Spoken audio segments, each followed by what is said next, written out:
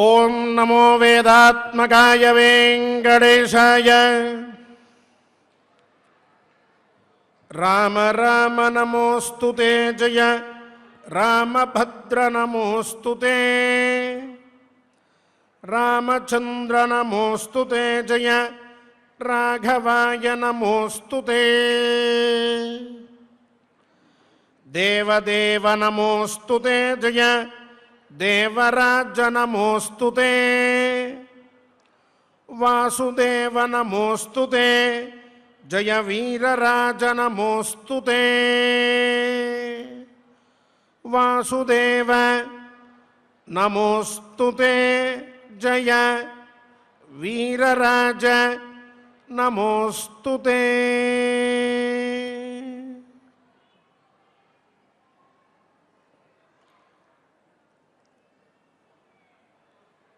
కలి కల్మషమైన ఈ యుగంలో యత్కించిత్ పుణ్యకార్యాన్ని ఆచరించాలి అనే భావన కలిగింది అనంటే ఆ మనిషి భగవద్ అనుగ్రహాన్ని యత్కించిత్ పొందినటువంటి వాడే అయి ఉంటాడు. ఎప్పుడూ అధర్మం వైపే బుద్ధిని ప్రేరేపించేటటువంటి లక్షణం కలిగి ఉన్నది కలియుగం. సమయం దొరికితే ఎవరి గురించో మాట్లాడుకుందామని, ఎవరి తప్పులో ఎంచుదామని, ఎవరినో సూటిపోటి మాటలతో పీడిద్దామని, ఏదో విధంగా కాలాన్ని నాశనం చేసుకుందామని అనుకుంటూ యవ్వన కౌమారాది దశల్లో ఉన్న సమయాన్ని విలువైనటువంటి దాన్ని వృధా చేసుకుని వార్ధక్యం మీద పడిన తరువాత భగవంతుడంటే ఏమిటి, భక్తి అంటే ఏమిటి అని అప్పుడు కొంత ధర్మాన్ని తెలుసుకుని ఆ పైన ఇంకా నాకు సమయం కావాలి, భగవంతుడిని ఇంకా అర్చిస్తాను అనేటటువంటి బుద్ధిని కలగజేస్తుంది ఈ కలియుగం. ఈ యుగ లక్షణం అది. ఇటువంటి భయంకరమైన లక్షణం కలిగిన ఈ యుగంలో విశిష్య అధునాతనమైనటువంటి ఎన్నో విషయాలు మన చుట్టుపక్కల జరుగుతూ ఉన్న సందర్భంలో భగవంతుడి గురించి, భక్తి గురించి, ధర్మం గురించి, ధర్మ విశేషం గురించి, ధర్మ నిర్ణయం గురించి, ధర్మంగా కనిపించేటటువంటి అధర్మానికి, అధర్మంగా కనిపించేటటువంటి ధర్మానికి ఉన్నటువంటి ఒక చిన్న పొరని స్పష్టంగా వివేచన చేసుకుంటూ ఏది యుక్తము, ఏది అయుక్తము, ఏది ధర్మము, ఏది అధర్మము, ఏ విధంగా ఆచరిస్తూ ఉంటే మనం ధర్మాన్ని, అది మనకి అభ్యుదయ కారణమవుతుంది అనేటువంటి విచారాన్ని ప్రతినిత్యము కూడా చేసుకుంటూ భగవంతుణ్ణి మానసికంగా, కాయికంగా, వాచికంగా పూజించుకునేటటువంటి భాగ్యాన్ని పొంది ఉన్నాం. శ్రీ వెంకటేశ్వర స్వామి వారి దివ్య కరుణా కటాక్ష వీక్షణంతో ఆయన యొక్క అనుగ్రహం పరిపూర్ణంగా ఉండడంతో అటువంటి దివ్య పురుషుని యొక్క, పరమాత్మ యొక్క దివ్యానుగ్రహం మన మీద ఉండడంతో ఇంతటి భయంకరమైన కలియుగంలో కూడా ధార్మికమైనటువంటి విషయములని వినడం కోసం, వాటిని విచారించుకోవడం కోసం, పరమ పవిత్రమైన గ్రంథముని పారాయణ చేసుకోవడం కోసం మనకి అద్భుతమైనటువంటి అవకాశం లభించింది శ్రీనివాస స్వామి వారి అనుగ్రహంతో. ఆ పరంపరలో భాగంగా మనం శ్రీమన్మహాభారతాంతర్గత అరణ్య పర్వ అనేటటువంటి అత్యద్భుతమైనటువంటి గ్రంథరాజాన్ని నిత్యం పారాయణ చేసుకుంటూ ఉన్నాం. ఈనాడు తీర్థయాత్ర పర్వలో సంధి సమయానికి వచ్చి ఉన్నాం. కొన్ని తీర్థయాత్రలు చేశారు ధర్మరాజాదులు. ఆ పైన యాదవోత్తములందరూ కూడా వచ్చి ఉన్నారు. ఈ సమయంలో కొన్ని నిర్ణయములు జరగబోతూ ఉన్నాయి. అవి ఏ విధంగా ఉన్నాయో మనకి తెలిపి ఆ పైన మళ్ళీ కథ విశేషాన్ని మొత్తాన్ని కూడా చెప్తూ ఉన్నారు వైశంపాయనుల వారు జనమేజయుడికి. ఈ మధ్య కాలంలో జరిగినటువంటి విశేషాల్ని ఇప్పుడు మనం కథాశ్రవణం చేయబోతూ ఉన్నాం. ముందుగా ఆచార్యుల వారితో ఈనాటి పారాయణానికి సత్సంకల్పం చేసుకుని ఆ పైన మనం మన కథాశ్రవణంలోకి ప్రవేశిద్దాం. ఓం నమో వెంకటేశాయ. విఘ్నేశ్వర ధ్యానం. నమస్తే గణనాథాయ గణానాం పతయే నమః. భక్తి ప్రియాయ దేవేశ భక్తేభ్యః సుఖదాయక. శ్రీనివాస ధ్యానం అనంతవేద సంవేద్యం నిర్దోషం గుణసాగరం అతీంద్రియం నిత్యముక్తం శ్రీనివాసం భజే నిశం. శ్రీకృష్ణ ధ్యానం వందే నవఘనశ్యామం పీతకౌశేయవాససం సానందం సుందరం శుద్ధం శ్రీకృష్ణం ప్రకృతేః పరం. వ్యాసధ్యానం వేదవ్యాసం స్వాత్మరూపం సత్యసంధం పరాయణం శాంతం జితేంద్రియక్రోధం సశిష్యం ప్రణమామ్యహం.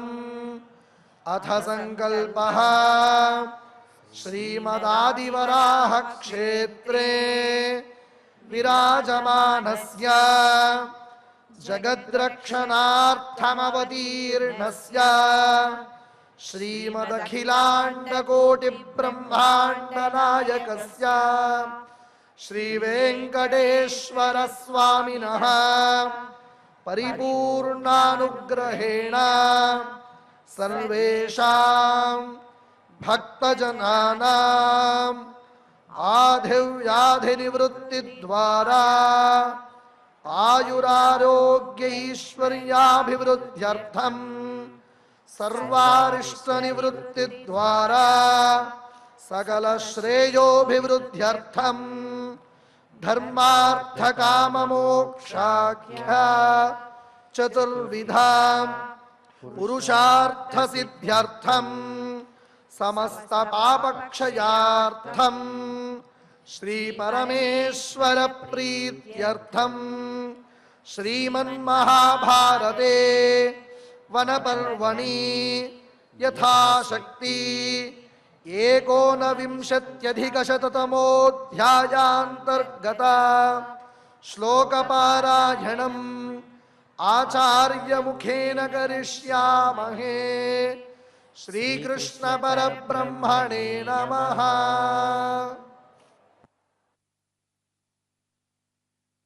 నారాయణం నమస్కృత్య నరం చైవ నరోత్తమం దేవీం సరస్వతీం వ్యాసం తతో జయముదీరయేత్.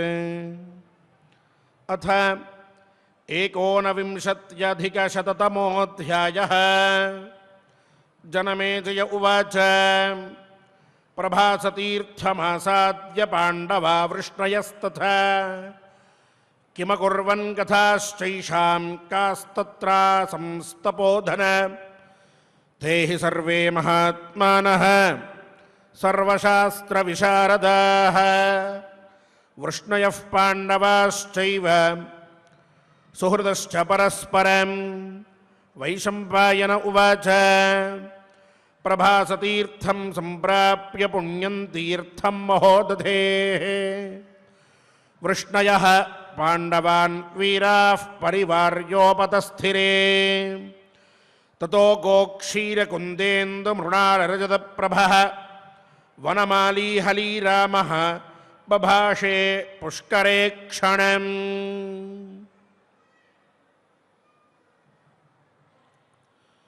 పాండవులు ప్రభాస తీర్థానికి చేరారు అని చెప్పుకున్నాం. తీర్థయాత్రలో భాగంగా అక్కడికి చేరి తీవ్రమైన తపస్సులో ధర్మరాజు ఉండగా తక్కినటువంటి వారు భీమ, నకుల, సహదేవులు వారి వారి ధర్మకార్యాల్ని వారక్కడ చేస్తూ ఉండగా పాండవులు ప్రభాస తీర్థానికి వచ్చి ఉన్నారు అని చెప్పి తెలుసుకున్నటువంటి శ్రీకృష్ణ పరమాత్మ, బలరాముల వారు, అలాగే సాత్యకి, సాంబుడు ఇత్యాదులందరూ కూడా యాదవ వీరులు వారిని చూద్దామని బయలుదేరి వచ్చి ఒళ్ళంతా దుమ్ము ధూళి నిండి ఉండి అత్యంత దుర్భరమైన జీవనాన్ని కొనసాగిస్తూ భూమి మీద పరుండి చాలా కష్టాలు అనుభవిస్తూ ఉన్నటువంటి ఆ పాండవుల్ని ఒక్కసారి చూచి కళ్ళ నీళ్లు పెట్టుకుని ఏమిటి ఈ పరిస్థితి పాండవులకని దుఃఖించి ఆ పైన వారి దగ్గరికి వచ్చినటువంటి వారిని అత్యంత ఆత్మీయతతోటి అక్కున చేర్చుకుంటూ ఉన్నటువంటి పాండవుల్ని కౌగలించుకుని, మహాత్ముల్లారా ఎలా ఉన్నారని చెప్పి కుశల ప్రశ్నలు అడిగి వారితో కలిసి కూర్చుని ఉన్నారు అని చెప్పి ఇంతవరకు చెప్పుకున్నాం.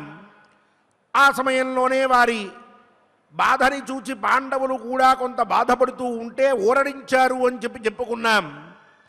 ఇంతవరకు మనతో పాటుగా జనమేజయుడు కూడా వైశంపాయనుల వారు చెప్తున్నటువంటి కథని విని అనుమానం వచ్చి అప్పుడు ఆయన అన్నాడు, ప్రభాస తీర్థమాసాద్య పాండవా వృష్ణయస్తథ కిమకుర్వన్ కథాశ్చైషాం. వైశంపాయన మహర్షి, మీరు పాండవులు ఉన్న చోటికి కృష్ణ పరమాత్మ ఇత్యాదులందరూ కూడా వచ్చారని చెప్పారు కదా, వీళ్ళు ఇద్దరూ కలుసుకున్న తర్వాత అక్కడ ఏం జరిగింది,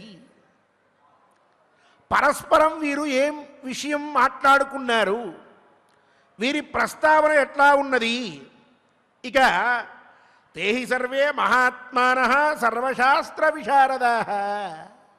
ఈ పాండవులు సామాన్యులు కాదు, మహానుభావులు. మరి వచ్చినటువంటి కృష్ణ పరమాత్మ, బలరాముల వారు, సాత్వికి, సాంబుడు వీళ్ళంతా సామాన్యులే, వీళ్ళు మహాత్ములే. మరి ఇలా ఈ మహాత్ములందరూ కూడా కలిసి సర్వశాస్త్ర విశారదాః, సమస్త శాస్త్రముల యందు కూడా పండితులు కదా వారు, అటువంటి వారు కూర్చుని ఏమని మాట్లాడుకున్నారు, ఏ విషయాల గురించి వాళ్ళు ముచ్చరించుకున్నారు అని చెప్పి అడిగాడు జనమేజయుడు అనుమానం వచ్చి. అప్పుడు ఆ సందర్భంలో జరిగినటువంటి విషయాన్ని మొత్తాన్ని కూడా వైశంపాయన మహర్షి చెప్పడం ప్రారంభించారు. ప్రభాస తీర్థం సంప్రాప్య పుణ్యం తీర్థం మహోదధే. జనమేజయ మహారాజా, పవిత్రమైనటువంటిది ఉన్నటువంటి పవిత్రమైన స్థలాల్లోకెల్లా గొప్పదిగా కీర్తింపబడేటటువంటిది అయిన ప్రభాస తీర్థానికి వీళ్ళందరూ చేరారని చెప్పాను కదా. వీళ్ళందరూ అక్కడికి చేరి అక్కడ పాండవుల చుట్టూ వీళ్ళందరూ కూడా కూర్చుని ఉన్నారు. మధ్యలో పాండవులు, చుట్టుపక్కల అంతా కూడా ఈ యాదవ వీరులు, మహాత్ములు వీళ్ళంతా కూర్చుని ఉంటే ఆ సమయంలో పాండవుల యొక్క స్థితిని చూచినటువంటి బలరాముల వారు మాట్లాడడం మొదలెట్టాడయ్యా. ఎలా ఉన్నారా బలరాముల వారు అంటే, గోక్షీర కుందేందు మృణాల రజత ప్రభ. ఆవు పాలు ఎంత స్వచ్ఛంగా తెల్లగా ఉంటాయో, ఇక కుందేందు మృణాల, కుంద ఒక మల్లె పువ్వుని తీసుకుంటే ఆ మల్లె పువ్వు యొక్క స్వచ్ఛత, శుభ్రత ఎంత బాగుంటుందో, ఎంత తెల్లగా కనిపిస్తూ ఉంటుందో అటువంటి విధంగా ఇందు చంద్రుడు ఎంత తెల్లగా ఉంటాడో అలాగే మృణాల అంటే తామర పువ్వుకి ఉండేటటువంటి తూడు, ఆ తూళ్ళు ఎంత బాగా తెల్లగా ఉంటాయో అటువంటి తెల్లదనం కలిగినటువంటి వాడు, పైగా రజత ప్రభ, వెండి ఎంత తెల్లగా మనకు కనిపిస్తూ ఉంటుందో, ఎంత ప్రకాశంగా ఉంటుందో అటువంటి శరీర ఛాయ కలిగినటువంటి హలి రామ, హలాయుధ ధారి అయినటువంటి బలరాముల వారు పుష్కరేక్షణం భాషే. పుష్కరేక్షణుడు అనగా శ్రీకృష్ణ పరమాత్మ ఆయనతో ఇలా మాట్లాడుతూ ఉన్నాడట. బలదేవ ఉవాచ న కృష్ణధర్మశ్చరితో భవాయ జంతోరధర్మశ్చ పరాభవాయ యుధిష్ఠిరో యత్ర జటీ మహాత్మా వనాశ్రయః క్లిశ్యతి చీరవాసాః దుర్యోధనశ్చాపి మహీం ప్రశాస్తి నాస్య భూమిర్వివరం దదాతి ధర్మాద్ ధర్మశ్చరితో వరీయానే ఇతీవ మన్యేత నరోల్పబుద్ధి దుర్యోధనే చాపి వివర్ధమానే యుధిష్ఠిరే చా సుఖమాత్తరాజ్యే కింత్వత్ర కర్తవ్యమితి ప్రజాభిః శంకామిథః సంజనితా నరాణాం. బలదేవుల వారు ఆయన తొందరగా ఓపిక పట్టేటటువంటి వ్యక్తి కాదు. సంతోషం వచ్చినా లేక ఆగ్రహం వచ్చినా వెంటనే దాన్ని బయట పెట్టేటటువంటి వారు.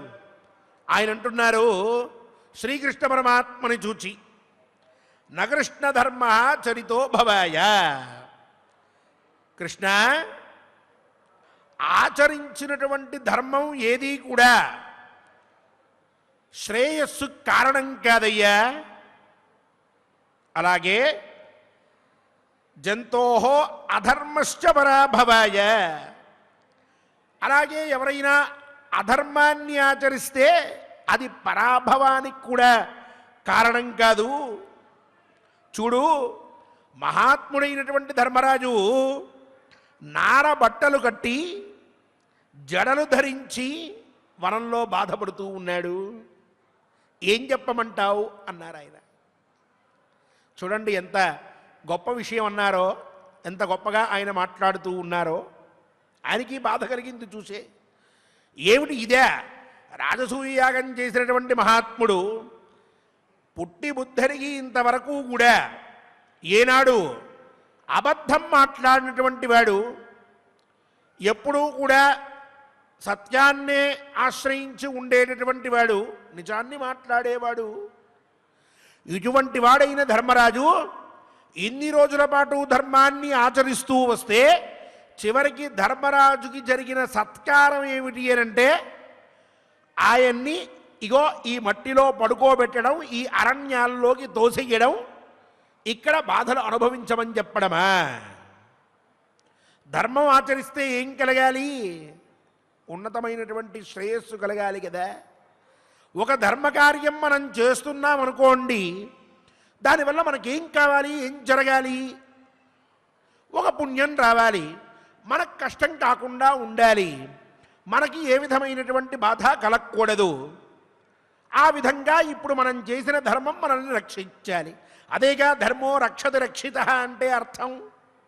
మనం ధర్మాన్ని రక్షిస్తూ నియమంగా చక్కగా ఎక్కడా అపకారం చేయకుండా ఎవరికి కాలాన్ని గడుపుతూ ఉంటే మనకి జరిగేటటువంటిది ఏమిటి? ఒక ఉత్తమమైనటువంటి క్షేమ కార్యం కలగాలి. ఒక క్షేమం, ఒక భద్రత, ఒక ధైర్యం, ఒక మంచి, ఒక పుణ్యం, ఇవన్నీ కలగాలి. ఇదేగా ధర్మం ఆచరించేటటువంటి వాడి విషయంలో మనం చెప్పేది. ఇక అధర్మం ఆచరిస్తూ ఉన్నాడు. ఒక ఆవుని కొట్టాడు ఒకడు, ఏమవ్వాలి? ఒక ఆవు యొక్క కాలు విరగొట్టాడు, వెంటనే వాడి కాలు విరగాలి. అదేగా కర్మ అంటున్నాం మనం. ఆ కాన్సెప్ట్ మొదలైందిగా ప్రపంచంలో ఇప్పుడు. ఒకడికి ఎవడికో అపకారం చేశాడు ఒకడు, రోడ్డున పోతున్నటువంటి వాడిని బండితో గుద్దాడు కావాలని. మళ్ళీ అక్కడి నుంచి బయలుదేరి ఇంటికి వెళ్తూ ఉంటే వాడికి కూడా జరగాలది. ఇదేగా చెప్పేది ఇప్పుడు. ఈరోజు కాకపోతే సంవత్సరం తర్వాత, 10 ఏళ్ల తర్వాత, ఎప్పటికో ఒకప్పటికి చేసినవన్నీ ఇక్కడ అనుభవించి పోవాల్సిందేగా. అధర్మం ఫలితం అదేగా చెప్తోంది. మరి ఇక్కడేమైంది? ఇన్ని రోజుల పాటు ధర్మాన్ని ఆచరించిన రాజు ఈనాడు ఇగో ఇట్లా మట్టిలో పడుకుని అడవలో పాలయ్యి కష్టాలు అనుభవిస్తూ ఉన్నాడా? ఇన్ని రోజుల పాటు ఎప్పుడూ అధర్మం చేసేటటువంటి వాడు, పరులను పీడించేటటువంటి వాడు, పెద్దల యందు భక్తి లేనటువంటి వాడు, ఇతరుల యొక్క వినాశనం కోరేటటువంటి వాడు, భగవద్భక్తి లేనటువంటి వాడు, ఎప్పుడూ కూడా రాజ్యకాంక్షతో రగిలిపోయేటటువంటి వాడు, చివరికి తండ్రిని కూడా అవమానించేటటువంటి స్వభావం కలిగి ఉన్నటువంటి వాడు అయిన దుర్యోధనుడు ఈనాడు రాజకార్యాన్ని వెలగబెడుతూ ఉన్నాడా? ఇప్పుడు అధర్మం ఆచరించినటువంటి వాడు ఏ స్థితిలో ఉన్నాడు? ధర్మాన్ని ఆచరించినటువంటి వాడు ఏ స్థితిలో ఉన్నాడు? ఏమిటి కృష్ణ? ఆశ్చర్యంగా ఉందే. అంటే ఈ ధర్మం క్షేమానికి కాదా? ఆ అధర్మం వినాశనానికి కాదా? ఇలా కాకుండా కూడా ఉంటుందా అని ఆ పైన అంటున్నాడు మళ్ళీ. దుర్యోధనశ్చాపి మహీం ప్రశాస్తి. ఆ దుర్యోధనుడు ఈ భూభాగాన్ని మొత్తాన్ని ఇప్పుడు శాసిస్తున్నాడు. ఇప్పటికే చాలామందిని తన వశం చేసుకున్నాడు. ఇక మెల్లమెల్లగా ఈ భూప్రపంచంలో ఉండేటటువంటి అన్ని రాజ్యముల మీద తన యొక్క అధికారతని నిరూపించుకుని సార్వభౌముడై చక్రవర్తి అయి పాలించాలని అనుకుంటున్నాడు. ఆ పనుల్లో ఉన్నాడు.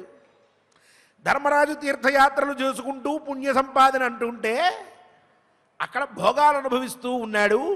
ఇప్పుడు కృష్ణ ఈ ఇద్దరి మధ్యలో ఉండేటటువంటి ఈ వ్యత్యాసాన్ని చూస్తే ఎవరైనా సరే ధర్మాత్ అధర్మ చరితో వరీయాన్ ఇత్యేవ మన్యేత నరోల్పబుద్ధి.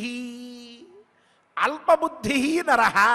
ఎవడైతే అల్పబుద్ధి కలిగిన మనుషుడు ఉంటాడో ఆ మనిషి అయ్యా ధర్మంగా ఉండాలి, ధర్మంతోనే జీవనం కొనసాగించాలి, ముక్కు మూసుకుని ఉండాలి, ఎవరి విషయంలోనూ కూడా మనం అపకారం చెయ్యకూడదు, ఎవరికీ కష్టం కలిగించకూడదు, ఎవరైనా మనకి ఒకవేళ అపకారం కలగజేస్తే అటువంటి వారిని పరమాత్మ శిక్షిస్తాడనేటటువంటి భావనతోటి మనం ఊరకుండాలి తప్ప వారితోటి గొడవ పెట్టుకుని వారిని నానా మాటలు అనకూడదు. అన్నా సరే పాపమే. ఎప్పుడైనా ఎవరైనా కనిపిస్తే వారికి చేతనయ్యేంత ఉపకారం చెయ్యాలి. ఆకలిగా ఉన్నటువంటి వాడికి అన్నం పెట్టాలి, బట్ట కావలసినటువంటి వాడికి బట్ట ఇవ్వాలి. ఎండాకాలంలో మంచినీళ్ళు, చలికాలంలోనేమో ఏవో దుప్పట్లు రగ్గులు, ఎండాకాలంలో చలికాలం పూర్తయి వచ్చినటువంటి వర్షాకాలం వస్తే ఆ సమయంలో ఈ రెండిటికి మధ్యలో కట్టెలు, ఆనాటి కాలంలో చలికాచుకోవడానికి ఇట్లాంటి విధానం చేస్తూ జీవితాన్ని గడుపుతూ ఉండాలి. ఎప్పుడూ కూడా ధర్మాన్ని విడిచిపెట్టకూడదు, ఎవరికీ కూడా ఏ విధమైనటువంటి హాని తలపెట్టకూడదు.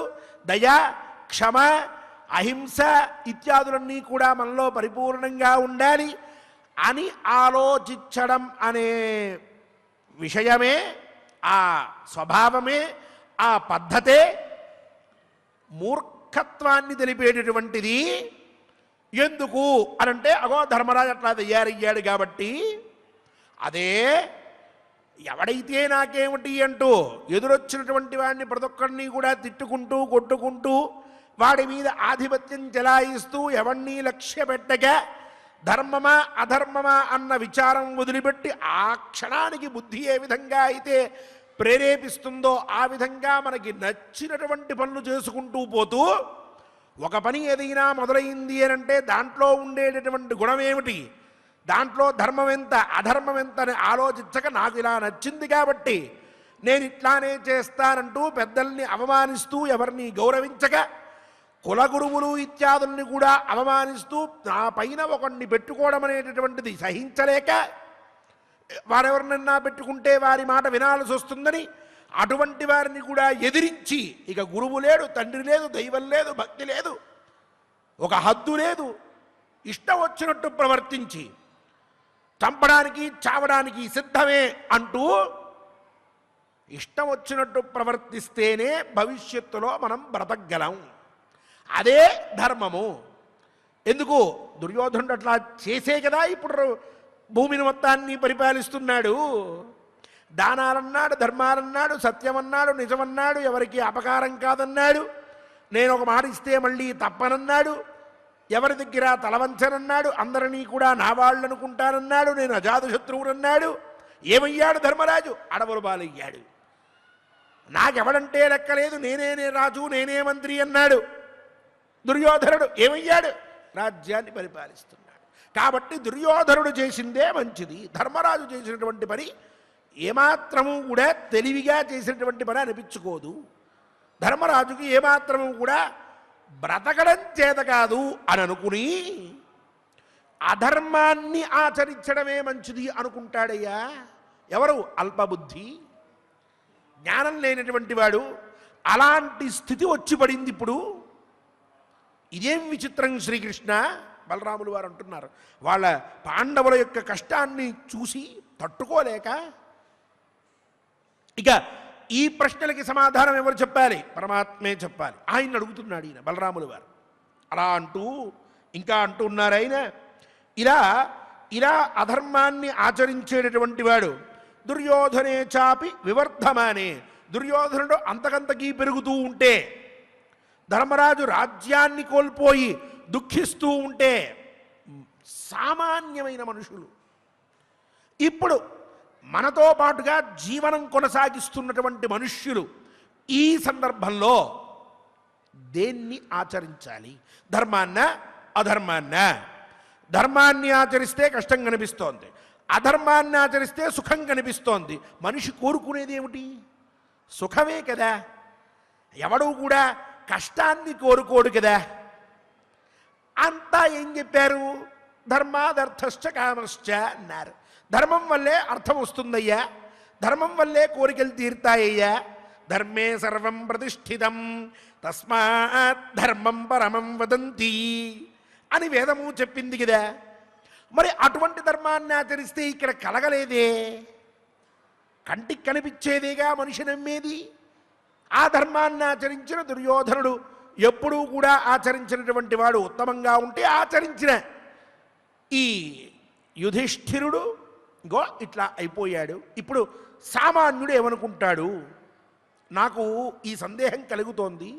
మనిషి ఏ విధమైన నిర్ణయం తీసుకుంటాడా అన్న అభిప్రాయం కలుగుతోంది నాకు అని. అయం సధర్మ ప్రభవో నరేంద్ర ధర్మే ధృత సత్యధృతి ప్రదాత చలేద్ధిరాజ్యాచ్చ సుఖాచ్చ పార్థ ధర్మాదపేతస్తు కథం వివర్ధేత్. కథన్ను భీష్మశ్చ కృపశ్చ విప్రః ద్రోణశ్చ రాజా చ కులస్య వృద్ధః ప్రవ్రాజ్య పార్థాన్ సుఖమాప్నువంతి ధిక్పాపబుద్ధీన్ భరత ప్రధానాన్. కిన్నామ వక్ష్యత్యవని ప్రధానః పితॄన్ సమాగమ్య పరత్ర పాపః. పుత్రేషు సమ్యక్ చరితం మయేతి పుత్రాన పాపాన్ వ్యపరోప్య రాజా. రాజ్యాత్ నాసౌ ధియా సంప్రతి పశ్యతి స్మ కిన్నామ కృత్వాహమచక్షురేవం. జాతః పృథివ్యామితి పార్థివేషు ప్రవ్రాజ్య కౌంతేయమితి స్మ రాజ్యాత్. శ్రీకృష్ణ, ధర్మరాజు సాక్షాత్తుగా యమధర్మరాజు యొక్క కుమారుడే. ధర్మాన్ని సత్యాన్ని ఆశ్రయించి దానాన్ని చేస్తూ నిత్యము కూడా మహాత్ముడై ఉన్నాడు. ధర్మరాజు రాజ్యాన్ని విడిచిపెట్టేస్తాడు, సుఖాన్ని కూడా విడిచిపెట్టేస్తాడు. ఇక ధర్మాన్ని మాత్రము విడిచిపెట్టడయ్యా. ధర్మాన్ని విడిచిపెట్టినటువంటి వాడు ఎవడు ఆనందాన్ని పొందాడు? ఎవరూ పొందలేదు కదా. ఆ విధంగా ధర్మాన్ని ఆశ్రయిస్తేనే ఉత్తమ గతి కలుగుతుంది అనేటటువంటి అభిప్రాయంతో ఉన్నటువంటి వాడు ఈ ధర్మరాజు. ఈయనేం చేస్తాడట? అవసరమైతే రాజ్యాన్ని విడిచిపెట్టేస్తాడట, లేదు సుఖాన్ని విడిచిపెట్టేస్తాడట, రెండింటినీ కూడా విడిచిపెట్టేస్తాడట, ధర్మాన్ని మాత్రం విడవడట. చెప్తున్నటువంటిది బలరాములు వారి మాట. ఈ రెండిట్లో ఉన్నటువంటి తాత్పర్యం జాగ్రత్తగా ఆలోచిస్తే రాజ్యాన్ని విడిచిపెట్టగలిగేటటువంటి వాడు ఎవడు? మహాత్ముడై, అగ్రగణ్యుడై, ధీరుడై ప్రభువై ఉంటేనే అతను రాజ్యాన్ని పరిపాలించగలిగేవాడు అవుతాడు. అటువంటి వాడు అంటే ఉత్తమ గతికి సంబంధించినటువంటి వాడు, ఉత్తమ స్థానంలో ఉన్నటువంటి వాడు, కేటగిరీ నెంబర్ 1. అతను ఆ రాజ్యాన్ని విడిచిపెట్టేస్తాడట. అంటే ఉత్తములు ఒక 100 మంది ఉంటే ఆ 100 మందిలో 99 మంది వదిలిపెట్టలేకపోవచ్చు, ధర్మరాజు వదిలిపెట్టేస్తాడు. ఉన్న వాళ్ళల్లో ఆ గొప్పతనం ఈయన దగ్గర ఉందని చెప్తున్నాడు. ఇక రెండవ మాట అన్నాడు, సుఖాన్ని కూడా విడిచిపెట్టేస్తాడు. ఇది ఇంకా విచిత్రమైనటువంటిది. సుఖం అనేటప్పటికీ మహారాజు తర్వాత మంత్రులు, ఆ పైన కొంతమంది అనుచర వర్గం, ఇలా ఇలా ఇలా ఇలా లెక్కేసుకుంటూ వస్తూ ఉంటే ఇక చిట్ట చివరి కేటగిరీ ఏదైతే ఉందో, ఎందుకంటే సామాన్యమైన మానవుడు కూడా, అత్యంత సామాన్యుడు కూడా సుఖాన్ని విడిచిపెట్టాడు. ఒకవేళ నా దగ్గర రాజ్యం ఉండే వదిలిపెడతానేమో కానీ నా సుఖాన్ని నేను విడిచిపెట్టను అంటాడు మనిషి. చివరికి ఇంటిని వదిలిపెడతాడు, భార్యను వదిలిపెడతాడు, డబ్బును వదిలిపెడతాడు, ఆస్తులు అంతస్తులు అన్నిటినీ వదిలిపెట్టేస్తాడు, బంగారం ఇత్యాదులు అన్నీ వదిలిపెడతాడు. సుఖాన్ని విడిచిపెట్టాల్సిన దగ్గర మటుకు మనిషి వదిలిపెట్టలేడు. ఆ సుఖం లేకపోతే ఇంకెందుకు నేను బ్రతుకుండి అంటాడు. అంటే అత్యంత సామాన్యుడైనటువంటి వాడు కూడా వదిలిపెట్టలేనటువంటి దాన్ని కూడా ధర్మరాజు వదిలిపెట్టేస్తాడు. దేనికోసం? ధర్మం కోసం. ఉత్తముల్లో ఎవరు చేయలేని పని ఆయన చేయగలడు. సామాన్యుడైనటువంటి వారు చేయలేనటువంటి పని కూడా ధర్మరాజు చేస్తాడు. ఈ రెండూ చేయగలిగేటటువంటి అమితమైన దీక్ష ధర్మరాజులో ఉన్నది. అతను గొప్పవాడు. అందుకనే ఇటువంటి ధర్మరాజు ఇంతవరకు ఏనాడు అబద్ధం ఆడలేదు. ఏ రోజు ఎక్కడ ఎవరికి ద్రోహం చెయ్యలేదు. దానశీలత కలిగి ధర్మంగా జీవిస్తూ ఉన్నాడు. ఇటువంటి వాడు ధర్మాన్ని విడిచిపెట్టేస్తే ఇక అర్థమేమున్నది? అందుకనే ఆయన ధర్మం విడిచిపెట్టకుండా ఉన్నాడు. ఈ ధర్మాన్ని విడిచిపెడితే ఒకవేళ ఉత్తమంగా ఎవడైనా అభ్యుదయాన్ని పొందగలడా? పొందలేడు కదా. అనగా ఏ సమస్య వచ్చినా, ఏ కష్టం వచ్చినా, ఎంత బాధ కలిగినా ధర్మాన్ని విడిచిపెట్టకూడదు. ఆ ధర్మం విడిచామా ఉత్తమమైనటువంటి పుణ్యాన్ని, క్షేమాన్ని మనం పొందలేము, శ్రేయస్సు మనకి కలగదు. నిత్యము మనం ఓ నియమం పెట్టుకుని ఎవరికో ఒకరికి సహాయం చెయ్యాలి అని అనుకున్నామనుకోండి, అదో ధర్మంగా పెట్టుకున్నామనుకోండి, ఏ కష్టం వచ్చినా సరే ఇతరులకి సహాయం చేయడం ఆపకూడదు. ఆ ధర్మాన్ని అలాగే పట్టుకోవాలి. చివరికి మనకి కష్టం వచ్చినా నోటితో సహాయమో మాటతో సహాయమో చేసుకుంటూ జీవనాన్ని కొనసాగించుకుంటూ వెళ్తూ ఉంటే వదిలిపెట్టకుండా ఆచరించిన ఈ ధర్మం మనల్ని ఉత్తమ స్థితిలో కూర్చోబెడుతుంది. ఈ ధర్మం విడిచిపెట్టామా అయిపోయింది.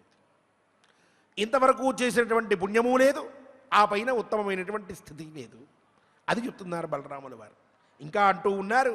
ఈ మాట చెప్పిన తర్వాత కృష్ణ, భీష్ముడు, ఇక కృపుడు, ద్రోణుడు, ధృతరాష్ట్రుడు వీళ్ళందరూ కూడా ఈ పాండవుల్ని రాజ్యం నుంచి బయటికి పంపించేసి వాళ్ళు సుఖాలు అనుభవిస్తూ ఉన్నారు.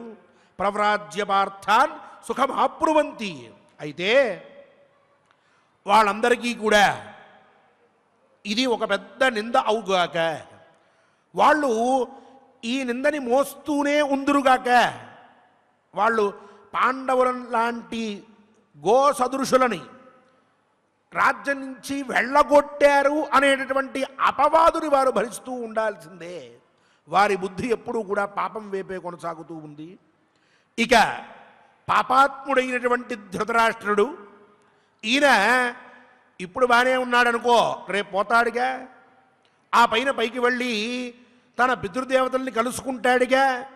అలా కలుసుకున్న తరువాత నేను మంచే చేశాను పాండవులకి అని రా చెప్తాడు. ఈయనే ఇక్కడ ఇంత అకార్యం చేస్తూ ఉన్నాడే, పాండవుల్ని ఇంత కష్టపెడుతూ ఉన్నాడే, రేపు పైలోకానికి వెళ్ళిన తర్వాత ఆ ధృతరాష్ట్రుడి తండ్రి, తాత, ముత్తాత వీళ్ళందరూ అడుగుతారు, ఏమయ్యా ఏమిటి పాండవులను అలా కష్టపెట్టావు, నీకైనా సరే ఉండక్కర్లా, ధృతరాష్ట్రుడంటే రాక్షస బుద్ధితో ఉన్నాడనుకో, నీకేమైంది, వాళ్ళని రక్షించరాదా, వాళ్ళని బాగా చూసుకోరాదా, ఎంత పొరపాటు చేశావు అని వాళ్ళు అంటే, అబ్బెబ్బే లేదు లేదు నేను ధర్మంగానే ఉన్నానని అనగలడా ఆయన, ఇది కుదురుతుందా ఈయన వల్ల.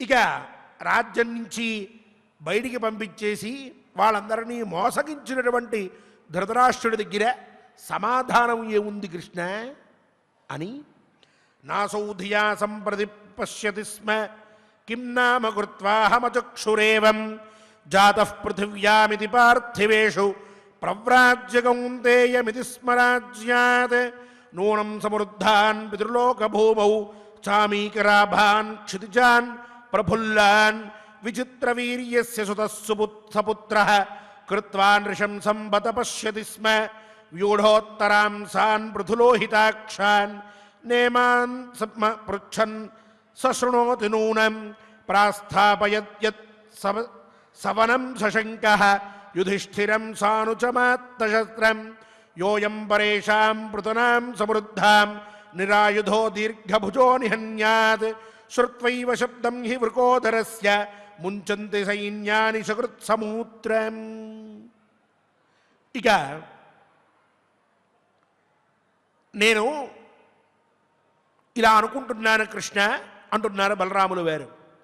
ధృతరాష్ట్రుడు నేను ఏ పాపం చేయడం వల్ల నా కళ్ళు పోయినాయో, నేను గుడ్డివాణ్ణయ్యానో, నాకు ఈ గతి కలిగిందో అని అనుకోవట్లేదు.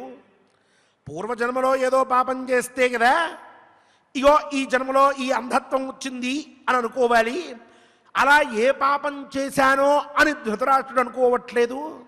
ఒకవేళ అనుకునే ఉన్నాడనుకో, అప్పుడు ఆయనకి ఏం కలుగుతుంది, పూర్వజన్మలో ఏదో పాపం చేశా, ఈ జన్మలో నాకు ఈ అంధత్వం వచ్చింది, ఇక ఈ జన్మలో పాండవులందరినీ కూడా మహాత్ములని అడవులకి పంపించా, వచ్చే జన్మలో ఎలా పుడతానో అన్న ఆలోచన కలగాలిగా. ఆ ఆలోచన కలిగిన వెంటనే నేను చేసింది తప్పని అనిపించాలిగా. అలా అనిపిస్తే వీళ్ళందరినీ మళ్ళీ వెనక్కి పిలవాలిగా, ఈ కష్టాలు వీళ్ళకి కలగ చేయకుండా ఉండాలిగా. అలా చేస్తున్నాడా? లేదు. అంటే వచ్చే జన్మలో నాకేమవుతుందో అనేటటువంటి భావన లేదు. అది లేదు అంటే అర్థం పూర్వజన్మలో ఏ పాపం చేశానో ఇప్పుడు అంధత్వం వచ్చింది నాకు అన్న ఆలోచన కూడా లేదు. ఇట్లా కాలం గడుపుతూ ఉన్నాడు. ఇక ఇటువంటి విచిత్రవీర్యపుత్రుడైన ధృతరాష్ట్రుడు తన కొడుకైన దుర్యోధనుడు ఈ క్రూరమైనటువంటి పనులన్నీ కూడా చేస్తూ ఉన్నారు. పితృలోకంలో బంగారంలాగా మెరిసేటటువంటి మంచి పుష్పాలని వీళ్ళు తప్పక తమ కలలో చూస్తారు, వీళ్ళలాంటి కలలు కంటారు అన్నాడు బలరాముల వారికి కోపం వచ్చి.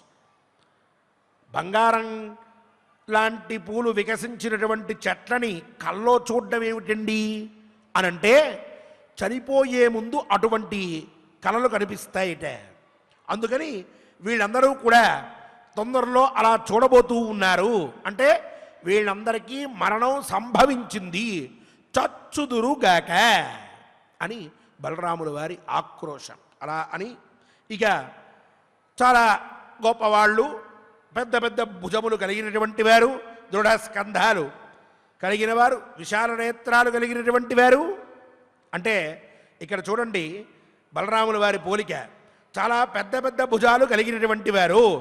అంటే ఎటువంటి వాడినైనా ఓడగట్టేటటువంటి శక్తి కలిగినటువంటి వారు, ఓడించగలిగినటువంటి వారు. విశాల నేత్రాలు కలిగినటువంటి వారు, ఎంత దూరమైనా చూడగలిగేటటువంటి వారు. ఇటువంటి వారు భీష్మాదులు. ధృతరాష్ట్రుడు ఏ విషయం గురించి ప్రశ్నిస్తాడో అటువంటి పని వీళ్ళు చేయకుండా ఉన్నారు. ఇక దుర్యోధనుడు తన అన్నని కేవలం భయంతో వనానికి పంపించాడు. వీళ్ళ అడగట్లేదు. దుర్యోధనుడా వీళ్ళందరినీ వనానికి పంపించాడు. ఏం చేయబోతున్నారు వీళ్ళు? ఈ భీష్మాదులు వీళ్ళందరికీ పెద్ద పెద్ద భుజాలున్నాయి, ఎవరినైనా ఎదుర్కోగలరు. కానీ ఇంట్లో జరుగుతున్నటువంటి వాడిని వీళ్ళు ఏం చేయలేరు. వీళ్ళు మాంసయుక్త నేత్రములతో చూస్తూ ఉన్నారు, జ్ఞానచక్షువులతో చూడలేకపోతున్నారు. అది విశేషం ఇక్కడ. ఇక యోయం ప్రేషాం పృతనాం సముద్ధాం, ఇక గొప్ప భుజబలం కలిగినటువంటి శత్రువులందరినీ కూడా ఏ విధమైన శస్త్ర అస్త్రములు లేకుండా చంపగలిగేటటువంటి వాడు ఎవరైనా ఉన్నారా అంటే భీముడున్నాడు. ఒక్క భీముడు చాలు. అవతల వాళ్ళు ఎన్ని ఆయుధాలు ధరించి వచ్చినా, ఎంత శక్తి కలిగినటువంటి వారైనా ఒకేసారి వారందరినీ చూచి ఆవేశంతో గట్టిగా సింహనాదం చేస్తాడు ఈ భీముల వారు. ఇతను సింహనాదం చేస్తే వాళ్ళందరూ కూడా మలమూత్రాలు విడుస్తారు. ముంచంతి సైన్యాని సుకృత్ సమూత్రం. ఇక ఆ భీముడు ఇప్పుడు బలహీనుడైపోయాడు. అంతటి గొప్పవాడైన భీముణ్ణి ఈ వనాల్లో తిప్పుతూ ఉన్నారు. సరైనటువంటి భోజనం లేదు, చాలా కష్టాలు పడుతూ ఉన్నాడు, చాలా క్షోభ అనుభవిస్తూ ఉన్నాడు. ఈ క్షోభని అంతటినీ కూడా వదిలిపెడతాడా? వదిలిపెట్టాడు. భవిష్యత్తులో మహాసంగ్రామం జరిగితే అందరినీ కూడా ఈ భీముడు తుదముట్టిస్తాడు, అందరినీ చంపేస్తాడు. ఇది నా అభిప్రాయం అని నహ్యస్య వీర్యేణ బలేన కశ్చిత్ నమః పృథివ్యామపి విద్యతేన్యః సశీతవాతాతప కర్షితాంగః నశేషమాచావ సుహృత్సూర్యాత్.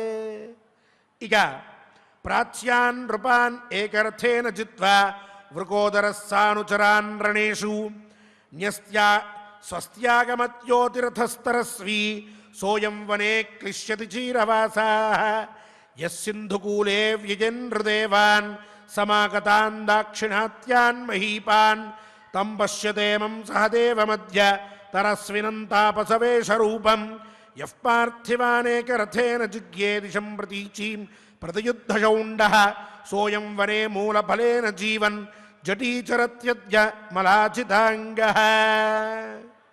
ఇక భీముల వారి బలంతో పరాక్రమంతో సరైనటువంటి వాడు భూలోకంలో ఇంకొకడు లేడు.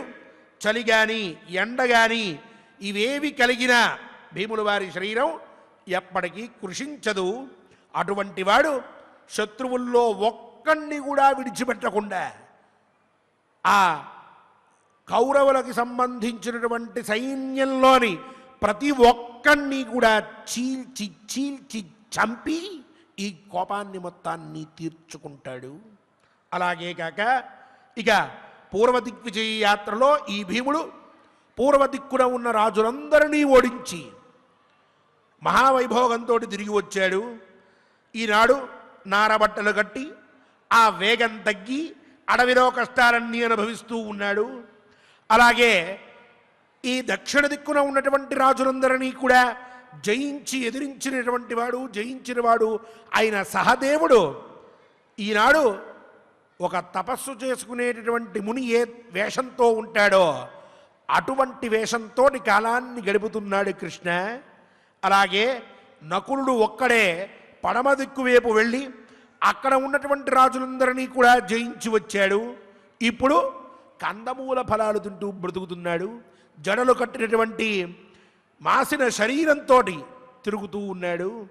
ఇక ద్రుపదుడు మహారాజు విశేషమైన యజ్ఞం చేస్తూ ఉంటే ఆ యజ్ఞంలో యజ్ఞ వేదిక నుంచి పుట్టినటువంటిది ద్రౌపది, పరమ పవిత్రులారు, యాజ్ఞసేని. అటువంటి ఈ ద్రౌపది సుఖాలకి యోగ్యురాలు తప్ప ఈ కష్టాలకి యోగ్యురాలా? ఆమెను కూడా కష్టపెడుతూ ఉన్నారు ఈ కౌరవులు. అయినా ఈ వనంలో ఈ దుఃఖాన్ని ఎలా సహిస్తోందో ద్రౌపది నాకు అర్థం కావట్లేదు.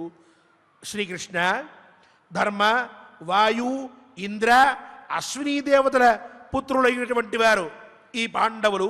ధర్మరాజు ధర్మపుత్రుడు, అలాగే అర్జునుడు ఇంద్రపుత్రుడు, భీముల వారు వాయుపుత్రుడు, నకుల సహదేవులిద్దరూ అశ్వినీ దేవతల యొక్క పుత్రులు. వీళ్ళు సుఖాన్ని అనుభవించడానికి యోగ్యులై ఉన్నప్పటికీ కూడా ఇతరుల చేత మోసగింపబడి ఈనాడు సుఖానికి దూరమై వనవాసం చేస్తూ కష్టాలు అనుభవిస్తూ ఉన్నాడు. జితేహి ధర్మస్య సుతేశ భార్యే సభ్రాతృకే సానుచరేరిరస్తే. భార్యతో సోదరులతో సహా ధర్మరాజు జూదంలో ఓడిపోయాడు, అనుచరులందరినీ కూడా కోల్పోయాడు.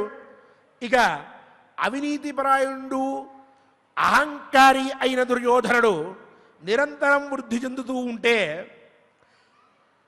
పర్వత సహితమైనటువంటి ఈ భూమి ఇంకా కుంగిపోకుండా ఎట్లా ఉన్నదో నాకు అర్థం కావట్లేదు కృష్ణ అంటూ, ఈ అధర్మం జరుగుతూ ఉంటే ప్రకృతి ఎట్లా సహిస్తూ ఉన్నది?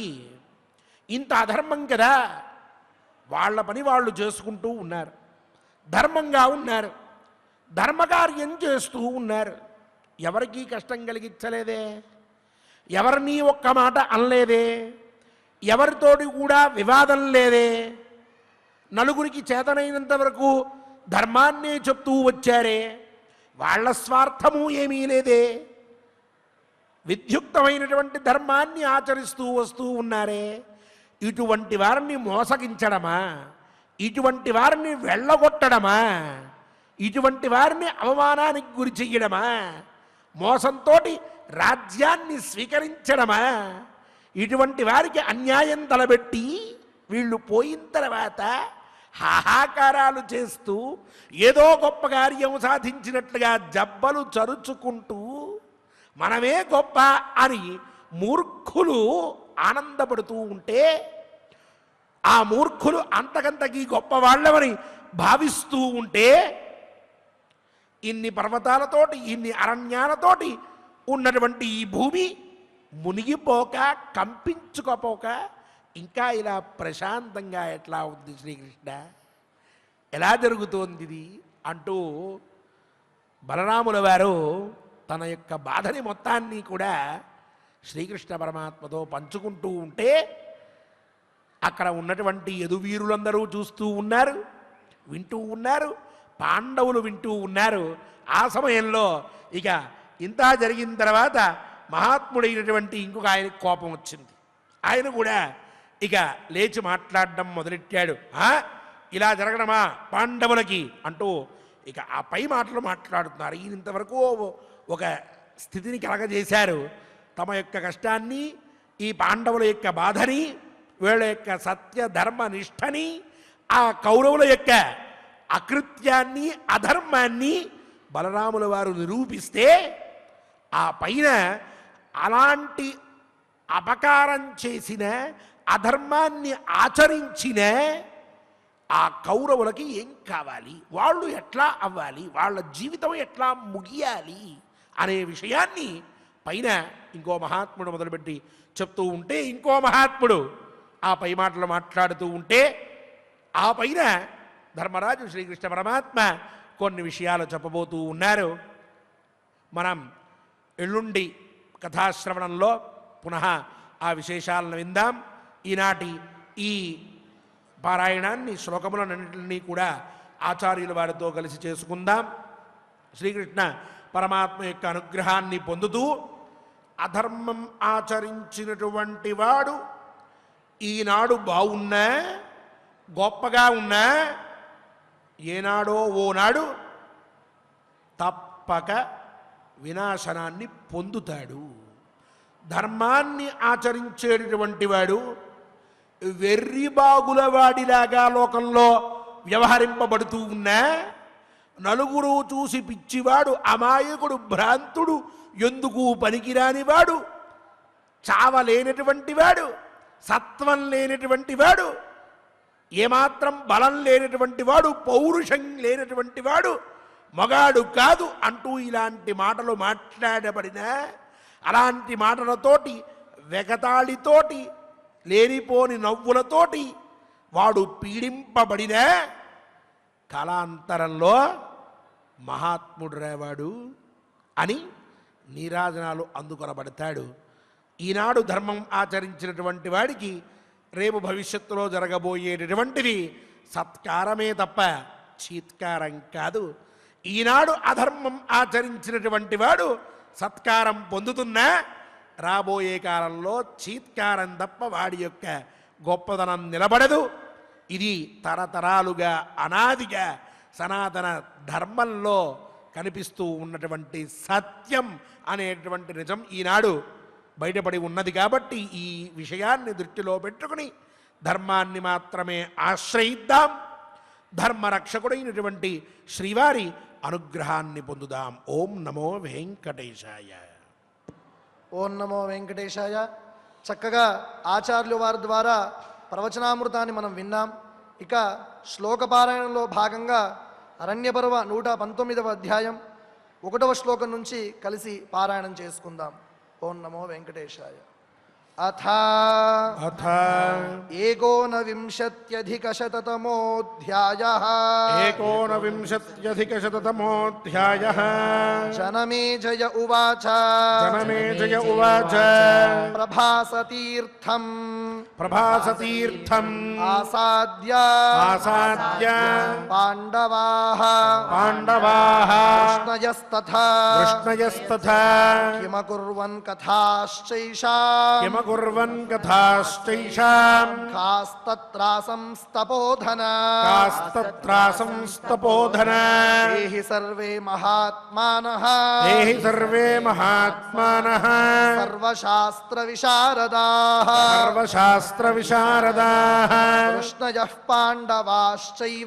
కృష్ణయః పాండవాశ్చైవ సుహృదుశ్చ పరస్పరం వైశంపాయన ఉవాచ ప్రభాసతీర్థం సంప్రాప్య పుణ్యం తీర్థం మహోదధేః కృష్ణయః పాండవాన్ వీరాః పరివార్యోపతస్థిరే తతో గోక్షీరకుందేందు మృణాల రజత ప్రభః వనమాలి హలీరామః బభాషే పుష్కరే క్షణం బలదేవ ఉవాచ న కృష్ణధర్మశ్చరితో భవాయ జంతోరధర్మశ్చ పరాభవాయ యుధిష్ఠిరో యత్ర జటీ మహాత్మా వనాశ్రయః క్లిశ్యతి చీరవాసాః దుర్యోధనశ్చాపి మహీం ప్రశాస్తి న చాస్య భూమిర్వివరం దదాతి ధర్మాదధర్మశ్చరితో వరీయాన్ ఇతీవ మన్యేత నరోల్పబుద్ధిః దుర్యోధనే చాపి వివర్ధమానే యుధిష్ఠిరే చాసుఖమాత్తరాజ్యే త్వత్ర కర్తవ్యమితి ప్రజాభిః శంకామిథః సంజనితా నరాణా అయం సధర్మ ప్రభవో నరేంద్రః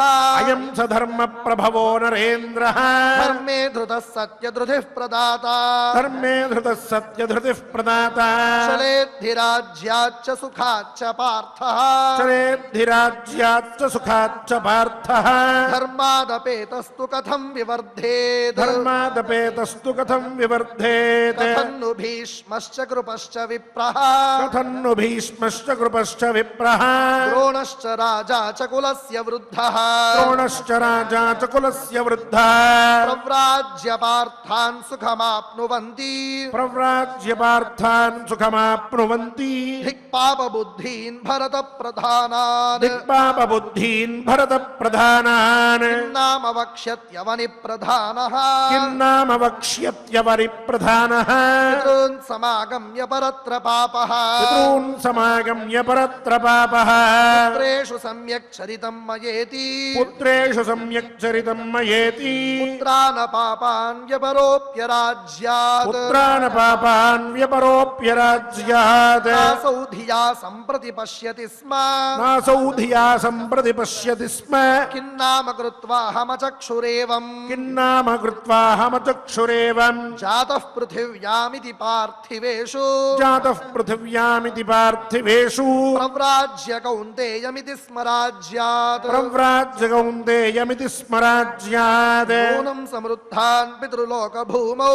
నూనం సమృద్ధాన్ పితృలోక భూమౌ శామీకరాభాన్ క్షితిజాన్ ప్రఫుల్లాన్ చామీకరాభాన్ క్షితిజాన్ ప్రఫుల్లాన్ విచిత్ర వీర్యస్య సుతః స పుత్రః విచిత్రవీర్యస్య సుతః స పుత్రః కృత్వా నృశంసం బత పశ్యతి స్మ కృత్వా నృశంసం వద పశ్యతి స్మ యూఢోత్తరాం సాన్ పృథులోహితాక్షాన్ వ్యూఢోత్తరాం సాన్ పృథులోహితాక్షాన్ నేమాన్ స్మ పృచ్ఛన్ శృణోతి నూనం నేమాన్ పృచ్ఛన్ సశృణోతి న్యూనం ప్రాస్థాపయద్యత్ సవనం సశంకః ప్రాస్థాపయద్యత్ సవనం సశంకః యుధిష్ఠిరం సానుజమాత్తశస్త్రం యుధిష్ఠిరం సానుజమాత్తశస్త్రం యోయం పరేషాం పృతనాం సమృద్ధా యోయం పరేషాం పృతనాం సమృద్ధా నిరాయుధో దీర్ఘభుజో నిహన్యాత్ నిరాయుధో దీర్ఘభుజో నిహన్యాత్ శ్రుత్వైవ శబ్దం హి వృకోదరస్య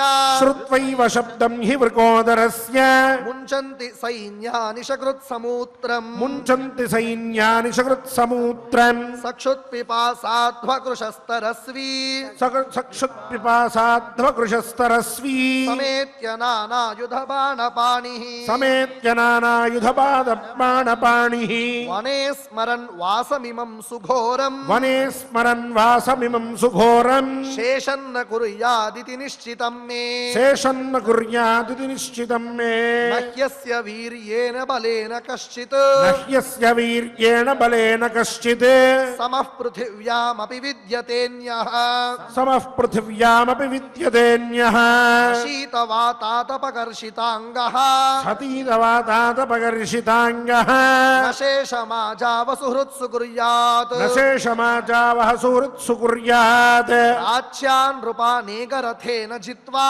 ప్రాచ్యాన్ నృపానేకరథేన జిత్వా మృగోదరः సానుచరాన్ రణేషు వృకోదరः సానుచరాన్ రణేషు స్వస్త్యాగమద్యోతి రథస్తరస్వీ స్వస్త్యాగమద్యోతిరథస్తరస్వీ సోయం వనే క్లిశ్యతి చీరవాసాః సోయం వనే క్లిశ్యతి చీరవాసాః సింధుకూలే వ్యజయన్ నృదేవాన్ యస్సింధుకూలే వ్యజయేంద్రదేవాన్ సమాగతాన్ దాక్షిణాత్యాన్ మహీపాన్ సమాగతాన్ దాక్షిణాత్యాన్ మహీపాన్ సంపశ్యతే మం సహ దేవమద్య సంపశ్యతే మం సహ దేవమద్య పరస్వినం తాపసవేష రూపం తరస్వినం తాపసవేష రూపం యః పార్థివానేకరథేన జిగ్యే యః పార్థివానేకరథేన జిగ్యే దిశం ప్రతీచీం ప్రతియుద్ధశౌండః దిశం ప్రతీచీం ప్రతియుద్ధశౌండః సోయం వనే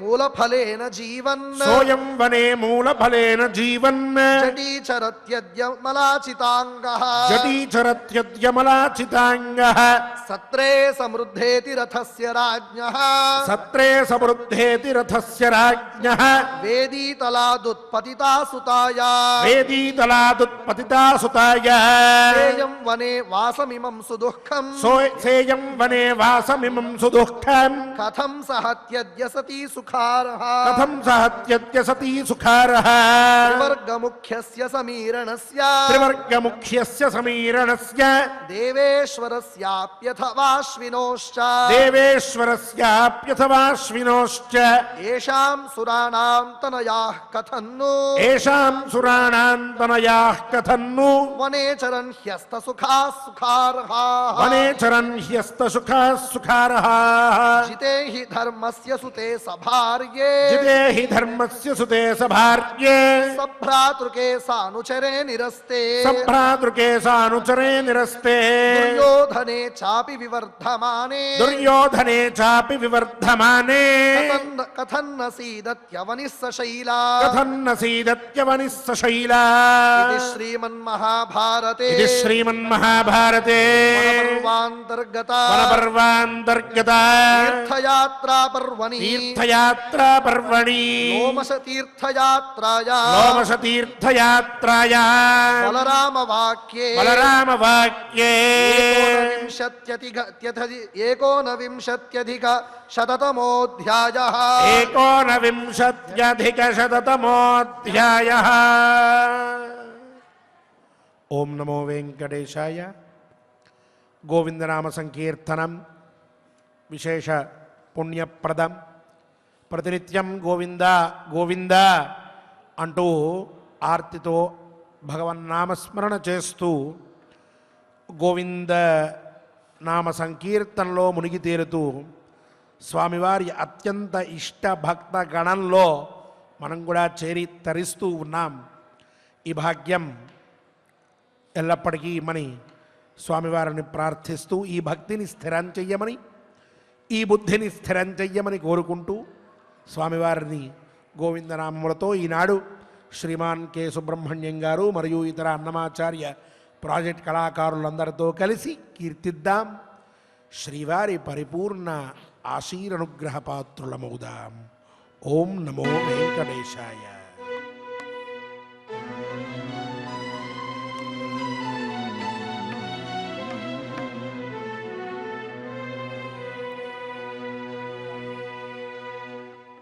వెంకటరమణ గోవింద సంకటహరణ గోవింద గోవింద హరి గోవింద వెంకటరమణ గోవింద శ్రీనివాస గోవింద శ్రీ వెంకటేశ గోవింద భక్తవత్సల గోవింద భాగవత ప్రియ గోవింద నిత్య నిర్మల గోవింద నీలమేఘ శ్యామ గోవింద పురాణ పురుష గోవింద పుండరీకాక్ష గోవింద నందనందన గోవింద నవనీత చోర గోవింద పశుపాలక శ్రీ గోవింద పాప విమోచన గోవింద దుష్ట సంహార గోవింద దురిత నివారణ గోవింద శిష్ట పరిపాలక గోవింద కష్ట నివారణ గోవింద గోవింద హరి గోవింద గోకుల నందన గోవింద గోవింద హరి గోవింద గోకుల నందన గోవింద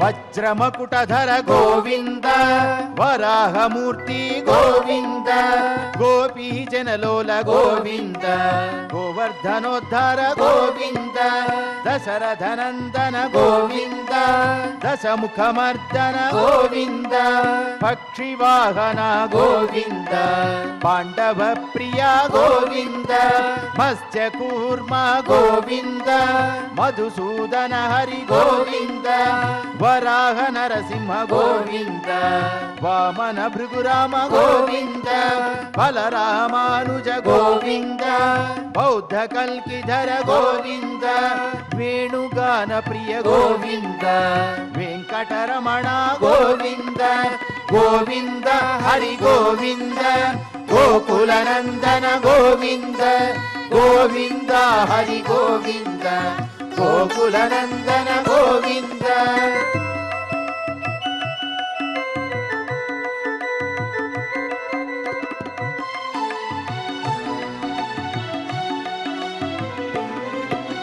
సీతానాయక గోవింద శ్రిత పరిపాలక గోవింద దరిద్ర జన పోషక గోవింద ధర్మ సంస్థాపక గోవింద అనాథ రక్షక గోవింద ఆపద్బాంధవ గోవింద శరణాగత వత్సల గోవింద కరుణాసాగర గోవింద కమల జలాక్ష గోవింద కామిత ఫలద గోవింద పాప వినాశక గోవింద పాహి మురారే గోవింద శ్రీముద్రాంకిత గోవింద శ్రీవత్సాంకిత గోవింద ధరణీ నాయక గోవింద దినకర తేజ గోవింద గోవింద హరి గోవింద గోకుల నందన గోవింద గోవింద హరి గోవింద గోకుల నందన గోవింద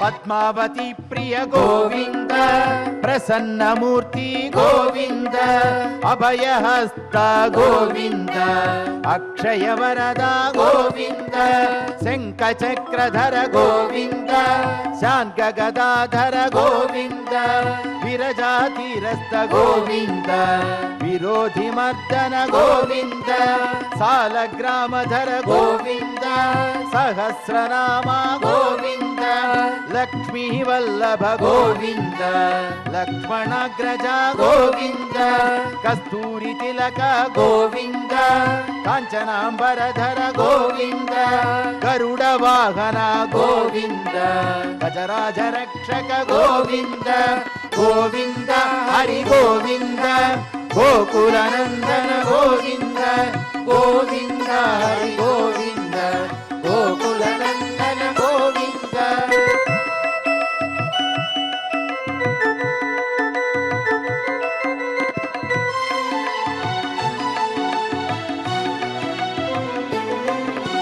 వానర సేవిత గోవింద వారధి వందన గోవింద సప్తగిరీశ గోవింద ఏక స్వరూప గోవింద శ్రీరామకృష్ణ గోవింద రఘుకుల నందన గోవింద ప్రత్యక్ష దేవ గోవింద పరమ దయాకర గోవింద వజ్ర కవచధర గోవింద వైజయంతిమాల గోవింద వడ్డి కసులవాడ గోవింద వసుదేవతనయ గోవింద బిల్వ పత్రార్చిత గోవింద భిక్షుక సంస్థుత గోవింద శ్రీ పుంరూప గోవింద శివకేశవమూర్తి గోవింద గోవింద హరి గోవింద గోకుల నందన గోవింద గోవింద హరి గోవింద గోకుల నందన గోవింద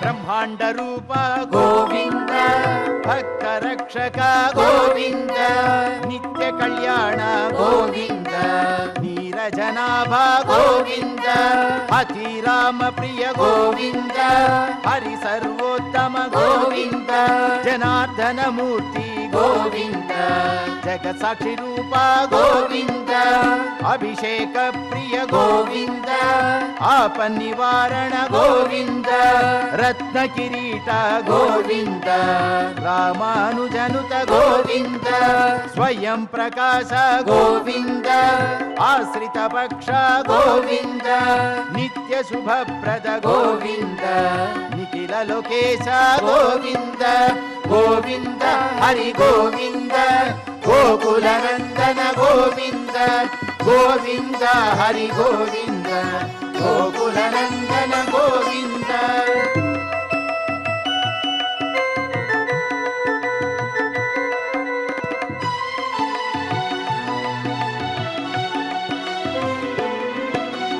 ఆనంద రూప గోవింద ఆద్యంతరహిత గోవింద ఇహ పరదాయక గోవింద ఇభరాజ రక్షక గోవింద పరమదయాళు గోవింద పద్మనాభ హరి గోవింద తిరుమల వాస గోవింద తులసి వనమాల గోవింద శేష సాయిని గోవింద శేషాద్రి నిలయ గోవింద మత్స్యావతార గోవింద ఏడుకొండలవాడ గోవింద గోవింద హరి గోవింద గోకుల నందన గోవింద గోవింద హరి గోవింద గోకుల నందన గోవింద గోవింద హరి గోవింద గోకుల నందన గోవింద గోవింద హరి గోవింద గోకుల నందన గోవింద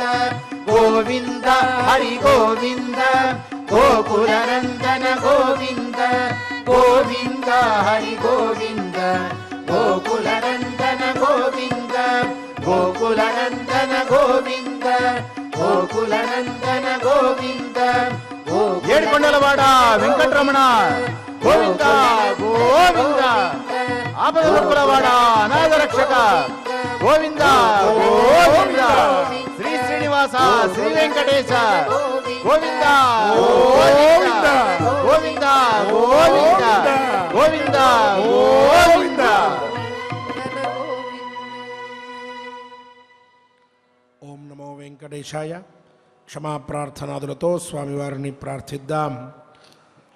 లోకా సమస్తా సుఖినో భవంతు అంటూ నా వాడైనా నా వాడు కాకపోయినా, నా ధర్మమైనా నా ధర్మం కాకపోయినా, నా గణమైనా నా గణం కాకపోయినా, నాకు సంబంధించిన నాకు సంబంధించకపోయినా, లోకంలో ఉండేటటువంటి ప్రతి ప్రాణి కూడా క్షేమంగా ఉండాలి అని కోరుకునేటటువంటి విశ్వకళ్యాణ భావన సనాతన ధర్మంలో మాత్రమే కనిపిస్తూ ఉంటుంది. అటువంటి భావనతో ప్రతినిత్యం మనం పరమాత్మని ప్రార్థిస్తూ మనతో పాటు అందరూ బాగుండాలి, అందులో మనం ఉండాలి అన్నట్టుగా అంతా క్షేమంగా ఉండాలని ప్రార్థిస్తూ ఉన్నాం. ఆ భావనతో స్వామివారిని మరొక్కమారు విశ్వమంతా కూడా క్షేమంగా ఉండాలని ప్రార్థిస్తూ మంగళాంతంగా మన పారాయణాన్ని పూర్తి చేసుకుందాం. శ్రీవారి పరిపూర్ణ అనుగ్రహ పాత్రులమవుదాం.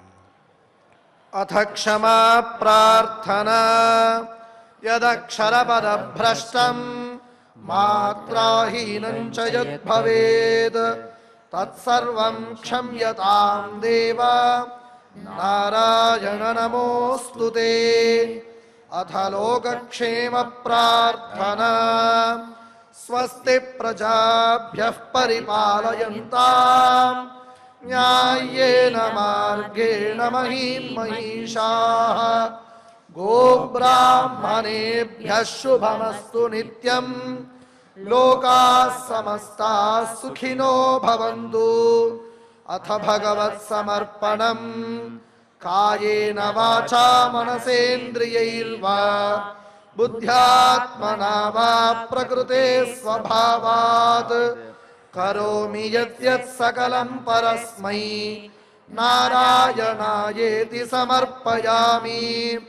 అథ మంగళం శ్రియః కాంతాయ కళ్యాణ నిధయేర్థినాం శ్రీవేంకట నివాసాయ శ్రీనివాసాయ మంగళం. నమో వెంకటేశాయ.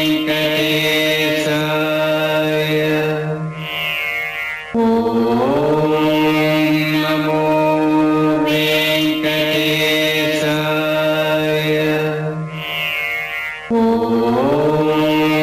నమో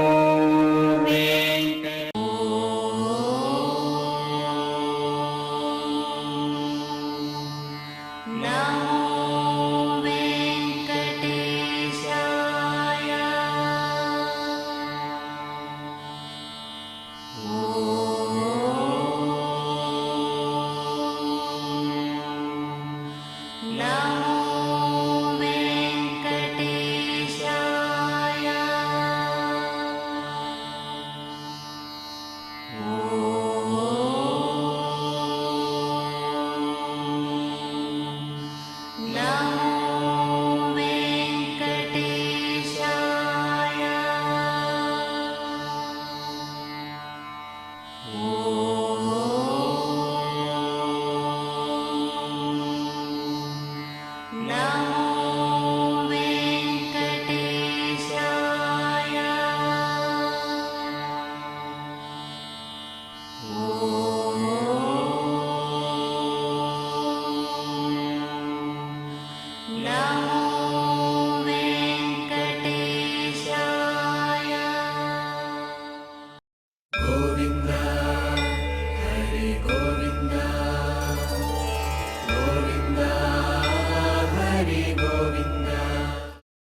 ఓం